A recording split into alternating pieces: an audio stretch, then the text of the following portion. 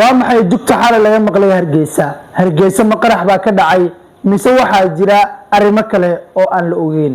soo dhawow daawade xalay fiidkii wixii Hargeysa ka dhacay ayaan halkan kugu faahin doonaa muuqaalkan like saar sina share garee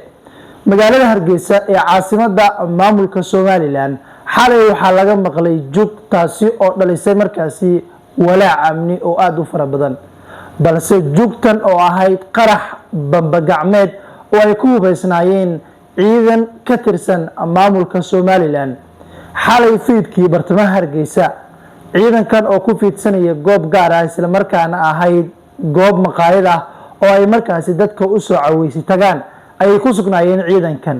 mid ka mid ah ayaa waxa uu ku hubaysnaa bamba gacmeed ka tirsan hubkii sida shakhsiga ah oo askarigan u xirnaa bamba gacmeedkaasi ayaa keentay in goobtaasi ay ku qaraxdo oo ay askarigaasi ku qaraxday waxaana ka dhashay dhaawac askarigii ay ku qaraxday waxaa ka go'ay lug halka kuwa kalena uu soo gaaray dhaawac markaasi aan badnayn oo aan aad markaasi looga deyrinayn xaalkiisa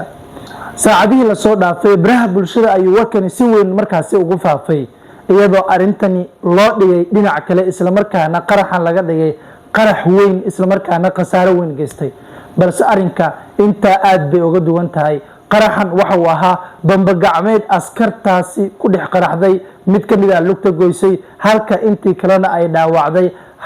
xilligan aan kula hadlayana xaalkooda caafimaad mid ka mid ah cisbitaalada magaalada Hargeysa lagula tacaalayo soo dhawow daawade xog walba iyo xaalad walba oo ka soo kororta gudaha Hargeysa halkan ayaad ka daawan doontaa waa bartamaha TV ee muuqaalka like saar sina share garee soo follow garee boggeena mala dhiban tahay oo ma isku aragtaa qandho joogto ah madax xanuun laba zaa'ida bogo iyo beerka oo ku olula tabardarro zaa'ida xubnaha oo ku xanuuna ama socodka oo ku dhiba indhuhu ma ku madoobaadaan kaalay waxaan ku hayaa dhakhtarkaagii isbitaalka Fiqi Hospital waxaa kugu diyaaro 24 saaxiigan kugu ah dhakhtar Fiqi oo in ka badan 30 sano taqasus leh caafimaadku waa qaali hadda gaar isbitaalka Fiqi oo kumaan eeb uu ku caafiyay ama kala xiriir lambarada shaashada kaaga muuqda